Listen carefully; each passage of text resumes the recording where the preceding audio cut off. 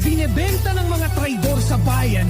Nagsimula ang lahat ng ito noong naupo bilang presidente si Rodrigo Duterte sa kagustuhang maihiwalay ang Mindanao sa Luzon at Visayas dahil sa paghahangad na magkaroon sila ng sariling bansa. Ang dahilan ay dahil sa relihiyon at pera. Ang Mindanao ay pinamumugaran ng mga kumakalaban sa gobyerno ng Pilipinas. Gusto nila na ang kanilang batas ang masusunod nang sa ganun ay mabigyan ng patas. Napaningin ang